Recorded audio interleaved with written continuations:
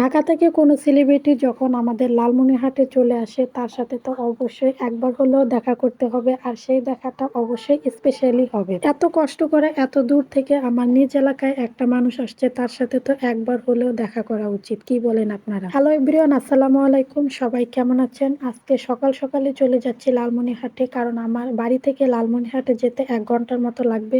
আর যার সাথে আমি দেখা করতে যাব সে ভাইয়া বেশিক্ষণ লালমনিরহাটে থাকবে না, উনি ঢাকায় ব্যাক করবে। আমি ভাবছিলাম ভাইয়া হয়তো কয়েকদিন আমাদের জেলাতে থাকবে, তারপর আজকে সকাল 9টার দিকে জানতে পারলাম যে ভাইয়া আজকেই ঢাকাতে ব্যাক করবে। তো আর কি করার, আমাকে আজকে যেতে হবে, কারণ আমার একটু ইমার্জেন্সি দরকার আছে, যার ফলে আমার তার সাথে দেখা করা। আমার পেজের পেআউটে একটু প্রবলেম আছে, আর সেটা সলভ করার জন্য আমি মূলত ভাইয়ার কাছে যাচ্ছি। অনেক চেষ্টা করছি, সেটা আমি সলভ করতে পারছি না, আর ভাইয়া আমাকে বলছিল যে উনি সলভ করে দিবে।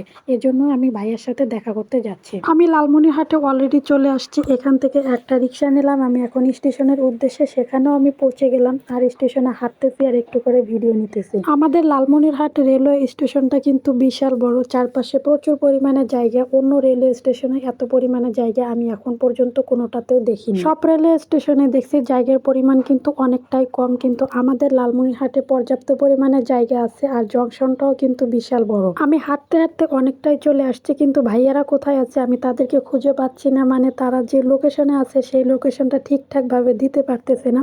শেষ পর্যন্ত তারা বলে দিল যে এ পাশে আসার জন্য। আমি শেষ পর্যন্ত এ পাশে আসলাম, শেষ পর্যন্ত তাদের লোকেশনে চলে আসলাম, আর ভাইয়াদের সাথে দেখাও হয়ে গেল। আর ভাইয়ারা বসে বসে এখানে একটা ভিডিও শুট করতেছে, তো সেখান থেকেও আমি একটা ক্লিপ নিয়ে নিলাম। ব্লগিং করা এতটাও সহজ নয়। আমরা যারা ব্লগিং করি শুধুমাত্র তারাই বলতে পারি যে ক্যামেরার সামনে কথা বলা কতটা কষ্টকর, বিভিন্ন জায়গায় গিয়ে ভিডিও করা কতটা কষ্টকর। ভাইয়াদের শুট শেষে আমার পেজের যে প্রবলেমটা ছিল সেটা ভাইয়াকে দেখানোর পরে ভাইয়া আমাকে একটা রিপোর্ট করে দিল। তারপর কাজ সম্পূর্ণ করে আমি একটা রেস্টুরেন্টে চলে আসলাম। যদিও ভাইয়ারা বলছিল যে তাদের সাথে রেস্টুরেন্টে যাওয়ার জন্য, কিন্তু আমি যাইনি, কারণ আমার মাস্ক পরা ছিল, এজন্যই আমি তাদের সাথে যাইনি। আমি ভাইয়াকে বললাম যে ভাইয়া অন্য কোনো দিন যাবো, আজকে আমি চলে যাই। তো ভাইয়াদেরকে বিদায় দিয়ে আমি এই রেস্টুরেন্টে চলে আসলাম, আর সেখান থেকে আমি ফুচকা অর্ডার করলাম। মেয়েদের সবচেয়ে পছন্দের খাবার হলো ফুচকা। প্রত্যেকটা মেয়ে কিন্তু ফুচকা পছন্দ করে, যদিও অন্য অন্য খাবার পছন্দ না করলেও ফুচকাটা কিন্তু প্রত্যেকটা মেয়েরই সবচাইতে বেশি পছন্দ। আমি কোথাও গেলে মাস্ট বি ফুচকাটা আমি অর্ডার করব। অন্য খাবার কোনো মিস গেলেও আমার ফুচকাটা কোনোভাবেও মিস করা যাবে না। তবে লালমনিরহাটের টেস্টি ফুড রেস্টুরেন্টের ফুচকা সবচাইতে বেশি মজা হয়। অন্য সব রেস্টুরেন্টের চেয়ে এই রেস্টুরেন্টের ফুচকা সবচাইতে বেশি ভালো হয়। এখানকার পরিবেশটা আমার কাছে অনেক বেশি ভালো লাগে,